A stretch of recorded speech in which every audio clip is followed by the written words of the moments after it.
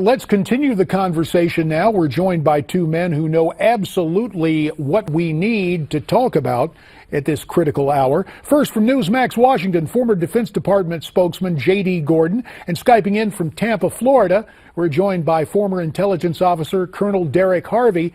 Derek is the director of the Global Initiative on Civil Society and Conflict. He also served as an advisor to General David Petraeus.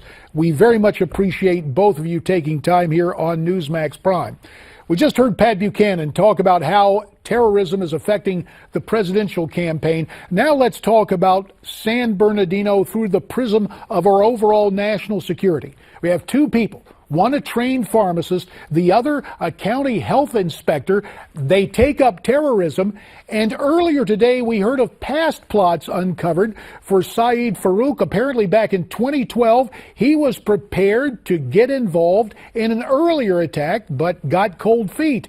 J.D., how on earth did we not know about Farook? You know, well, one of the main reasons, J.D., is because people are scared to be called racists or bigots. You know, I've got a column this week in the Daily Caller, and it's called In a War of Words, Racism and Bigotry Are Lethal Weapons. Because, J.D., right now we're looking at a situation where it's 1692 Salem, Massachusetts. 20 people were killed because they were accused of being witches. Well, today there's witch hunts for people for being racists or bigots. The neighbors of Farook and his wife, they knew something was up. They didn't want to say anything because they admitted to the media that they were afraid of being labeled racist. They knew something was up because of all those packages, all that late night work in the garage. And it turns out that there was an arsenal of ammunition, small arms, pipe bombs. It was enough to take out a city block. Yet nobody did anything because they didn't want to be called racist. JD, that's getting people killed today. And you talked about neighbors not saying what was going on for fear of being called racist. Derek Harvey, there was another former neighbor, 24-year-old Enrique Marquez, who posted a cryptic message on Facebook. "I'm very sorry, guys," he wrote. "It was a pleasure." Now, with Marquez apparently buying the weapons, this is something where there's a network of people. It would appear. 30 seconds for your reaction to that, Derek.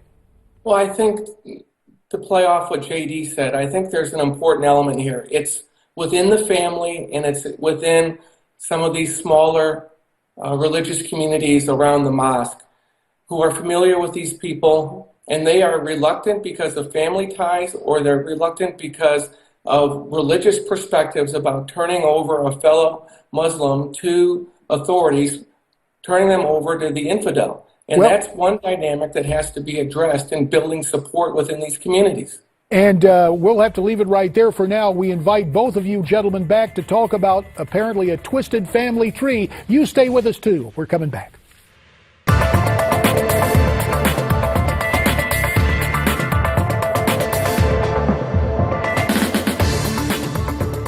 If you were with us before the break, you saw this face, and it may be hard for you to imagine given his cyclist helmet right there, but 24-year-old Enrique Marquez could very well have been hooked in with the San Bernardino killers.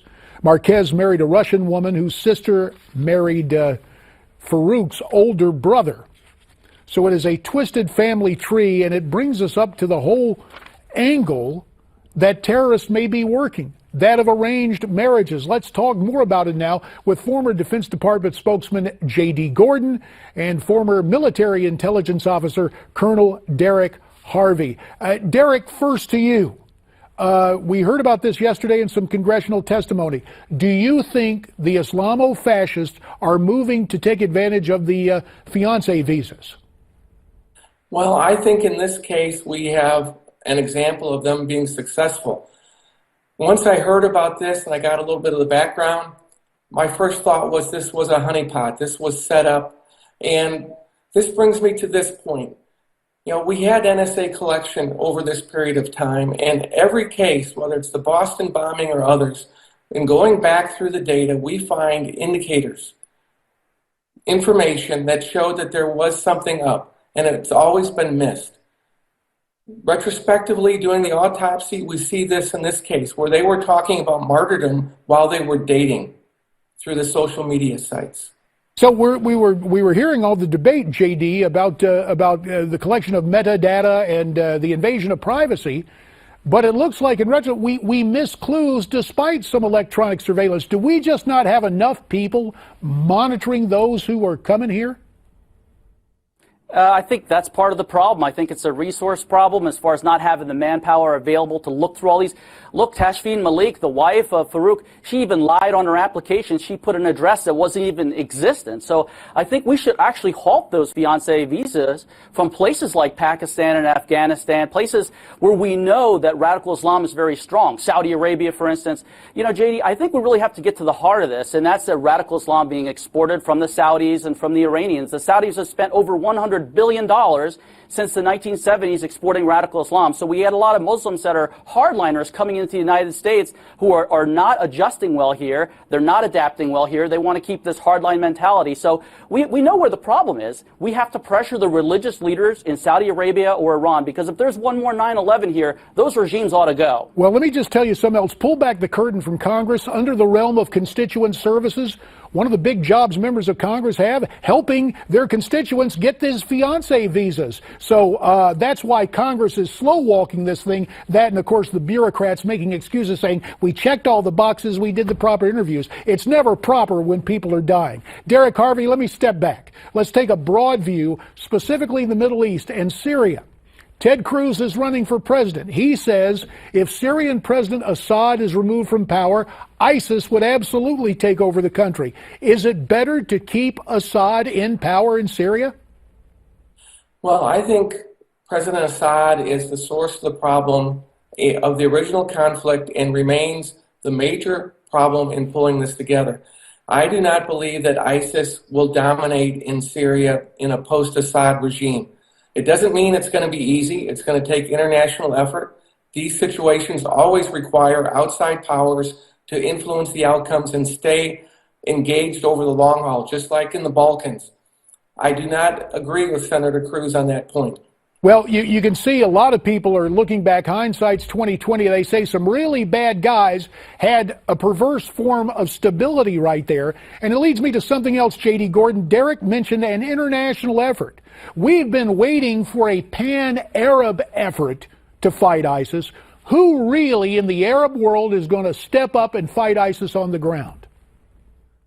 Well, I agree with Derek's last comment there. I think that Bashar al-Assad has been the problem here. I think that we have to be pushing our Arab allies to do it, because they won't do it unless we're pushing them into it. And I'm talking about the Egyptians, Jordanians, Saudis. They're Sunni Arabs. They need to be the ones that take over where the Islamic State has right now. Syria and Iraq are essentially failed states. I think they should be broken up into mini-states. I was in Yugoslavia in the 1990s. The reason why it's peaceful now is because we killed the bad guys, the top aggressors, and yeah, put but them it in was jail, a real and mess. It's in different countries. It was a real mess, and it was sold to us as a triumph in the wake of World War I. Go figure.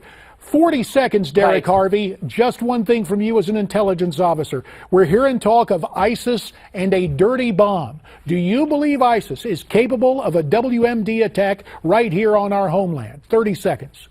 I do not think they're capable of that in the United States. I believe that they are pursuing these efforts just as Al-Qaeda has over the last decade. But it is all in the planning and wishful thinking stage, in my view. And sadly, wishful thinking has given way to terrible reality in many situations. Colonel Derek Harvey in Tampa, J.D. Gordon from Newsmax Washington, we thank you both, and we'd like to hear from you. You heard what they had to say. I'd be interested in your evaluation. Send your remarks to me at newsmaxtv.com/comments. Congressman David Jolly up next.